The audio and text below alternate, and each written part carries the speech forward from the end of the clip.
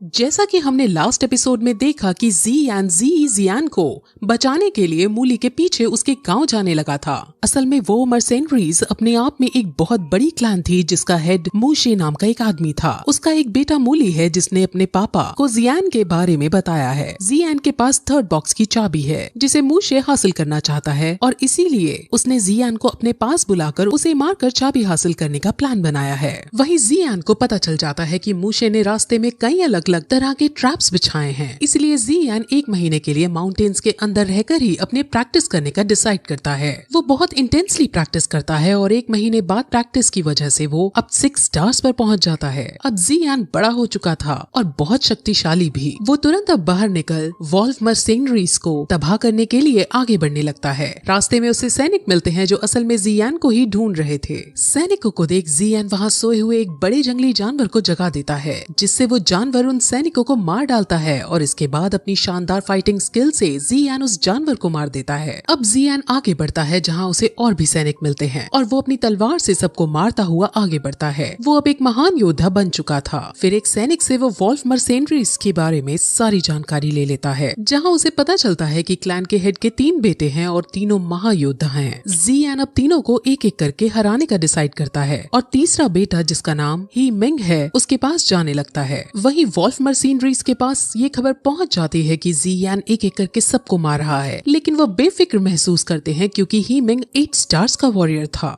उन्हें लगता है कि वो जियान को आसानी से मार देगा। वहीं ही मिंग को दिखाते हैं जो अपनी अयाशियों में मग्न हो रखा था, लेकिन तभी जियान उसके सामने आता है और वो उसको लड़ाई के लिए चुनौती देता है, जिसके बाद दोनों में अब बहुत इंटेंस फाइट होने लगती है। पहले तो जियान भारी पड़ रहा था, लेकिन फिर ही मिंग भी अपनी स्किल्स का यूज करता है और उसे पीटने लगता है। जियान जब हारने लगता है और जब उसकी मृत्यु होने ही वाली होती है, तभी हमें एक कमेंट्री सुनाई जाती है जिसमें हमें बताया जाता है कि फाइट के अंदर कौन सा वॉरियर जीतेगा ये डिसाइड सिर्फ उसकी लेवल से नहीं होता और ना ही स्ट्रेंथ से होता है। हालांकि हीमिंग की लेवल और स्ट्रेंथ ज्यादा थी, लेकिन जियान ने अपने मास्टर से बहुत सारे स्किल्स और बहुत इंटेंस ट्रेनिंग की थी, जिस वजह से वो दोबारा खड़ा होता है और सभी स्किल्स को कैलकुलेटिव मैनर में यूज करते हुए अब हीमिंग को मार डालता है। अब मूशे हीमिंग की डेथ सुनकर बहुत तिलमिला जाता है और वो सभी वॉरियर्स को जो 5 स्टार से ऊपर के हैं उन्हें जियान को पकड़ने के लिए भेज देता है। वहीं हमें जियान को दिखाते हैं जो लॉर्ड याओ के मेडिसिन हाउस के अंदर रह रही है। उसको भी ये खबर पहुंच जाती है कि जियान यहाँ तक आ चुका है और उसने हीमिंग को मार दिया है। जियान बहुत खुश होती है। वहीं लॉर्ड याओ अब उससे मिलने आते हैं और उससे जियान के बारे में पूछते हैं, जिस पर वो सिर्फ ये कहती है कि जंगल के अंदर उसने मेरी जान बचाई थी और खजाना ढूंढने में भी मदद की थी।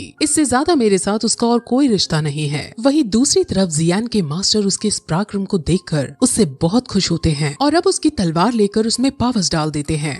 अब जियान की तलवार के अंदर ये शक्ति भी आ गई थी कि इससे एक पहाड़ी को भी बीच में से तोड़ा जा सकता था। जियान इतनी ज्यादा शक्ति को पाकर बहुत खुश होता है, लेकिन उसके मास्टर कहते हैं कि इस पावर को वो एक दिन में सिर्फ एक ही बार यूज कर सकता है और अगर जियान ने इसको एक से ज्यादा बार यूज करने की कोशिश भी की तो वो बहुत ज्यादा घायल हो जाएगा। वहीं अब शाम को जियान मेडिटेट कर रहा होता है, जहाँ अब उसके सामने मूली आ जाता है। वो अपनी पूरी सेना के साथ आया था और सबके सब एक साथ उस पर तीर चलाते हैं। जियान तलवार से सबके तीरों को काटता हुआ आगे बढ़ता है और फिर उनसे दूर भागने लगता है, लेकिन आगे जाने पर वहाँ एक खाई नजर आती है। दैट मीन्स जियान अब और आगे नहीं जा सकता था। अब मूली के साथ साथ वहाँ मूशे भी आ जाता है और अब जियान मूशे के सामने उसे चिढ़ा कर उस थर्ड बॉक्स की चाबी को डिस्ट्रॉय कर देता है। मूशे बहुत ज्यादा गुस्से में आ जाता है। अब मूशे जियान से लड़ने लगता है। मूशे क्लैन का सबसे बड़ा और सबसे खतरनाक योद्धा था, जिसे जियान जीत नहीं पा रहा था और वो बुरी तरह हार रहा था। जियान अब मरने की कगार पर आ गया था, लेकिन तभी उसे मास्टर्स की वो पावर का ध्यान आता है जो उसने स्वॉर्ड में डाली थी। वो तुरंत उस पावर का यूज करता है, लेकिन इस पावर से भी मूशे स्ट्रगल करने के बाद बच जाता है। अब जियान पूरी तरह से एग्जॉस्ट हो गया था, जिस वजह से वो वहीं खाई में लुढ़क जाता है और बाकी सब उसे मरा हुआ समझ बहुत खुश होते हैं। वहीं गिरते गिरते उसे पर्पल विंग्स बचा लेते हैं और जब उसकी आंख खुलती है तो वो अपने मास्टर को अपने पास देखता है। उसका कवच उतरा हुआ था और उसके पास रखा हुआ था। वो मास्टर से पूछता है कि कल रात क्या हुआ था, जिस पर वो बता बताते हैं कि यूजी ने तुम्हारी मदद की, उसने तुमको बचाया था और तुम्हें अपनी बॉडी का यूज करते हुए हील किया। उसने तुम्हारी स्पिरिचुअल एनर्जी को पर्पल फ्लेम का यूज करते हुए इस वे में इंट्रोड्यूस किया कि तुम्हारी स्किल्स बढ़ गई और अब तुम 9 स्टार के वॉरियर हो गए हो। वो तुम्हें ठीक करने के बाद चली गई। यूजी कौन है और जियान के साथ उसका क्या रिश्ता है, हमें ये शॉर्ट में ही बताया गया है। एक बार मैजिकल बीस्ट आइलैंड में यूजी purple crystal wing lion king से लड़ते लड़ते हार गई थी और वही बेहोश हो गई थी। तब जियान ने वहाँ आकर उसकी मदद की थी और दोनों के बीच रोमांटिक एंगल भी हमें देखने को मिला था। वही प्रेजेंट में अब जियान आगे बढ़ता है, जहाँ अब क्योंकि वो 9 स्टार पर आ गया था इसलिए उसके मास्टर उसे एक नई स्किल सिखाते हैं। इस स्किल का नाम एक्सप्लोसिव स्टेप है और ये बहुत खतरनाक वाला अटैक है। इसे सीख कर जियान बहुत खुश होता है, लेकिन क्योंकि उसने लेवल 9 तक प्रैक्टिस किए बिना प्राप्त की थी इसीलिए अब उसे इसको अच्छे से सीखने के लिए कम से कम रोज एक लेवल 5 से ज्यादा बड़े मॉन्स्टर को मारना होगा। सिर्फ ऐसा करने से ही उसकी ये इंटेंस पावर स्टेबलाइज हो सकती थी। वहीं हमें पास के जंगल में ब्लड गैंग के आदमी और उसके साथ एक लड़की को भागते हुए दिखाते हैं। वो दोनों वॉल्फ मशीनरीज के आदमियों से डर कर भाग रहे थे। वो आदमी उस लड़की का शिकार करना चाहते थे, लेकिन अब वो और ज्यादा नहीं भाग सकती थी, इसलिए थकान के मारे वो वहीं रुक जाती है। लेकिन अब वहीं जियान उसके सामने आता है और ब्लड गैंग का वो आदमी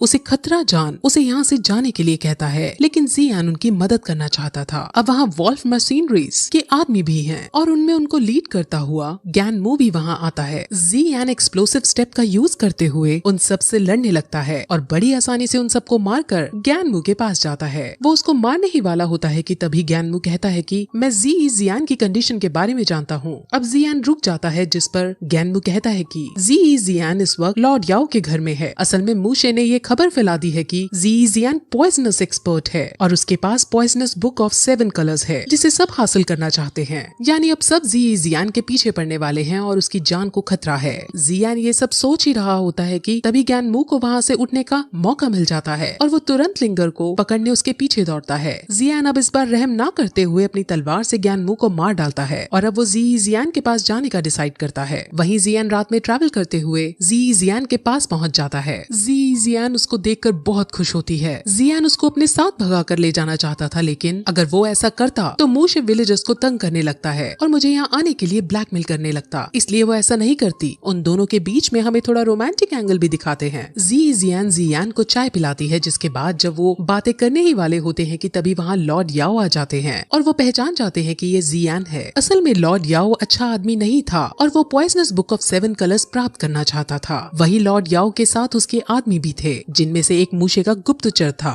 वो गुप्तचर सीधे मूशे के पास जाकर जियान की खबर दे देता है। वही लॉर्ड याओ जब उन दोनों को वहाँ से नहीं जाने देते तब जियान उसे मारने के लिए आगे बढ़ता है, लेकिन लॉर्ड याओ इतना पागल भी नहीं था। उसने पहले ही जब वो यहाँ आया था एक तरह का जहर छोड़ दिया था जिससे जियान लड़ तो बिल्कुल नहीं पाता। लेकिन जियान फिर कहती है कि मुझे तुम्हारी इस प्लानिंग के बारे में पहले ही पता था, जिस वजह से मैंने चाय के अंदर एंटीडोट मिलाकर जियान को पिला दिया था। अब जियान और भी कहती है कि पागल तो तुम हो, क्योंकि यहाँ इस कुर्सी पर मैंने जहर मिला रखा था और उसी पर तुम बैठ गए हो। अगर अब तुम मुझे नहीं जाने दोगे तो मैं तुम्हें इसका एंटीडोट नहीं दूंगी। अब लॉर्ड याओ मरता क्या ना करता, इसलिए वो वहाँ से अपने पक्षी पर बैठकर जियान को लेकर वहाँ से चली जाती है और लॉर्ड याओ को एंटीडोट दे जाती है। वहीं अब वो दोनों मूशे के पास ही जाते हैं, जहाँ जियान अब मूशे से लड़ने के लिए तैयार हो जाता है। मूशे बहुत महान योद्धा था जिसे हराना आसान नहीं होने वाला था, लेकिन फिर भी वो दोनों फाइट शुरू करते हैं, जिसके अंदर जियान अब सारी स्किल्स बारी बारी यूज करता है। फाइट में मूशे पर जियान अटैक कर रहा था और इस बार मूशे कमजोर पड़ रहा था। वहीं अब मूशे फिर अपनी नई स्किल के बारे में बताता है और कहता है कि वो 3rd बॉक्स मैंने खोल लिया था और उसके अंदर से मैंने ये स्किल प्राप्त की। वहीं अब उस एनर्जी का यूज करते हुए वो जियान पर अटैक करता है और जियान भी अपनी मास्टर की सलाह से फुल जोश में आकर उस पर अपनी एनर्जी फेंकता है और इस बैटल में फाइनली मूशे हार जाता है। लेकिन तभी वहाँ एक सैनिक खड़ा हो पीछे से उस पर अपनी तलवार चला देता है जो जियान के पेट में घुस जाती है। लेकिन अभी जियान को कुछ नहीं होता क्योंकि 2nd बॉक्स में उसे आर्मर मिला था जो वो उसकी रक्षा कर लेता है। और अब जियान को अपने साथ अपने घर आराम करने के लिए ले जाती है और इसके साथ ये एपिसोड खत्म हो जाता है।